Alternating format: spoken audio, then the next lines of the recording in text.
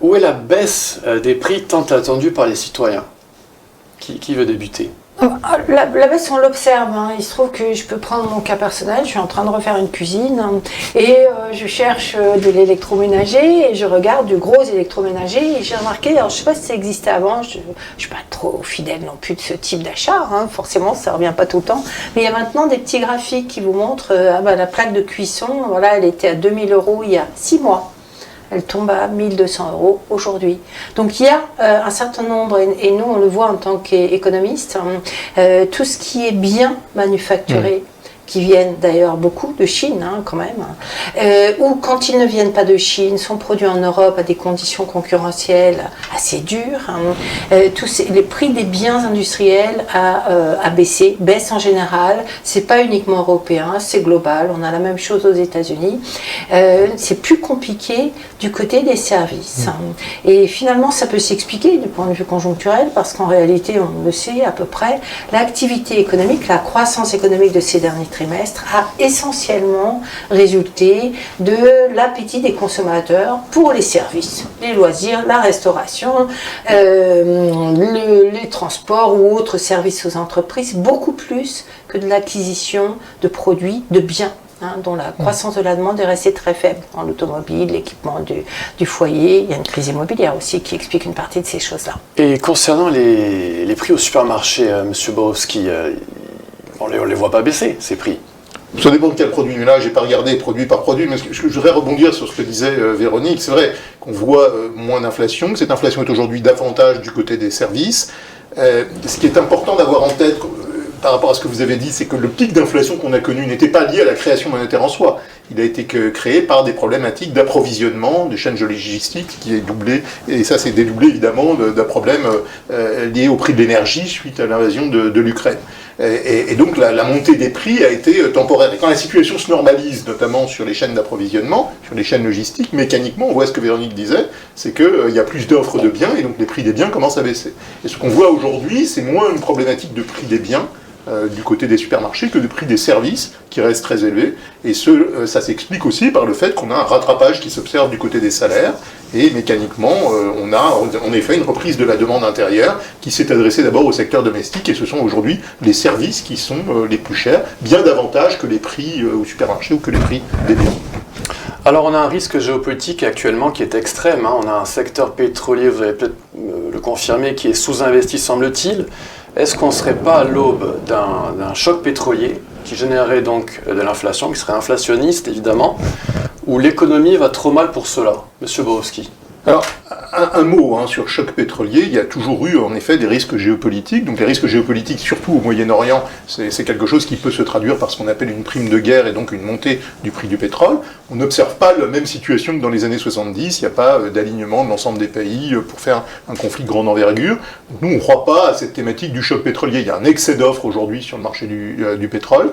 On a aussi des excès de capacité du côté de l'économie américaine. On peut voir en effet une formation d'une forme de petite prime sur les prix du pétrole, ce qu'on voit ces jours-ci, mais il faudrait vraiment une très forte aggravation de la situation au Moyen-Orient pour avoir une montée très forte du prix du pétrole.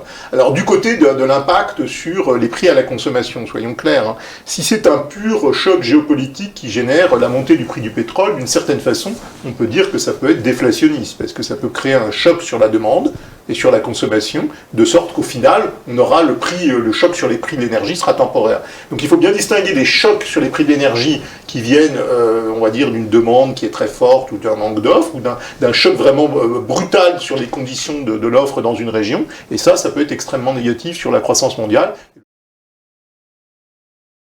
Monsieur Bismuth, pourquoi la montée de l'inflation fait peur? Moi j'ai l'impression que surtout l'inflation a été vraiment contenue, donc on a vu que... surtout aux États-Unis c'est un peu curieux, parce que autant en Europe on a vraiment un problème, on l'a vu en 2022, un problème de sourcing d'hydrocarbures et plus globalement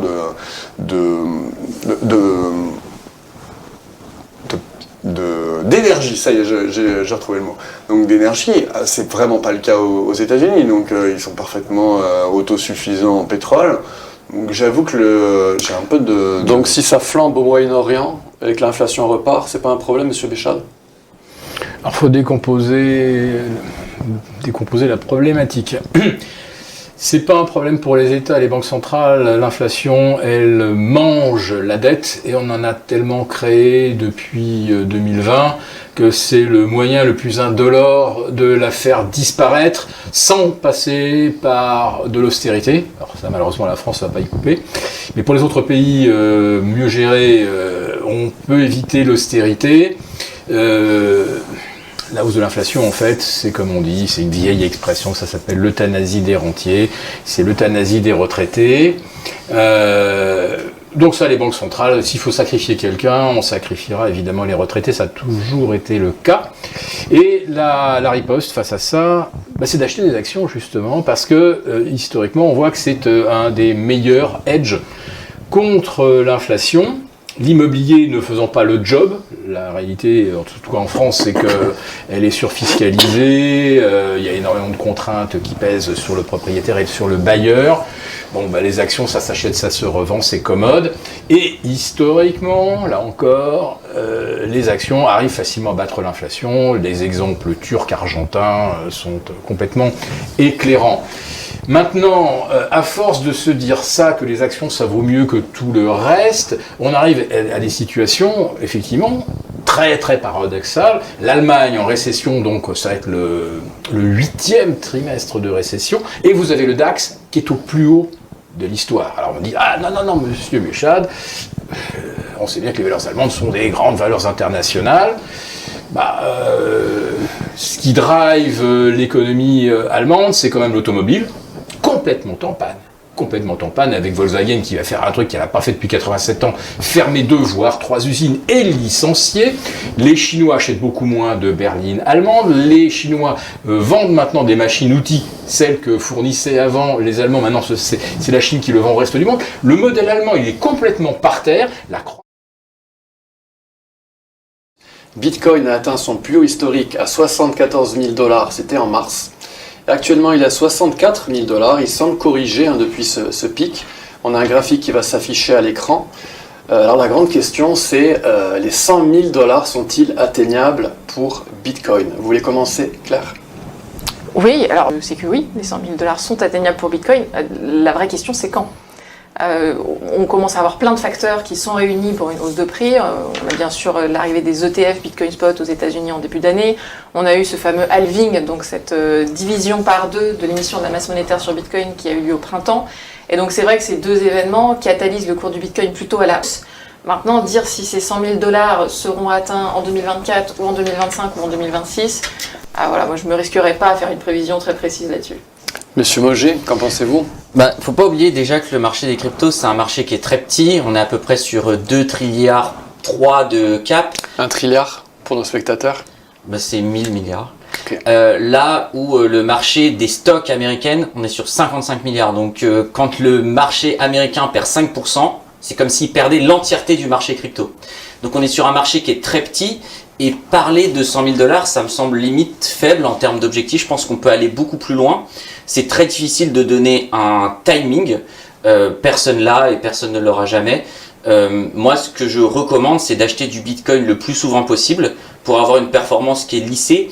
Et on le voit de toute façon, si on loupe les 60 meilleurs jours de Bitcoin, on est en sous-performance par rapport à l'indice. Donc, investissez de manière la plus régulière possible. Ce sera la meilleure façon d'avoir le meilleur rendement sans trop se prendre la tête, parce que ça prend du temps. C'est quand même des marchés qui sont complexes et technologiques. Donc voilà comment j'aborderai cette question. Donc Bitcoin. pas trop tard?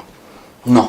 Parce que beaucoup se disent, ok, les prix sont trop, 74 000 c'est trop, je préfère attendre pour un bon marché baissier. Ouais, mais ça, on nous le disait déjà il y a 5 ans ou il y a 7 ans quand Bitcoin valait 5 fois moins.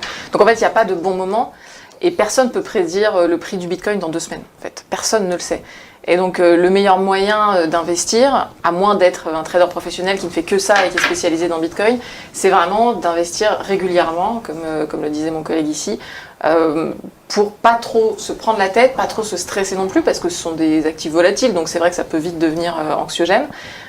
Et puis la meilleure manière d'avoir une bonne performance, c'est d'investir, ça peut être toutes les semaines, tous les jours, tous les mois, selon les montants qu'on investit, mais d'investir régulièrement, de faire ce qu'on appelle du DCA. Le DCA. Dollar cost averaging. Donc Exactly. ça permet de faire une moyenne, voilà, de lisser son risque et de se dire finalement j'investis cette semaine, mais j'investis aussi la semaine prochaine. Comme ça, si ça a baissé, je me dis pas oh là là mince, j'aurais dû attendre une semaine pour investir.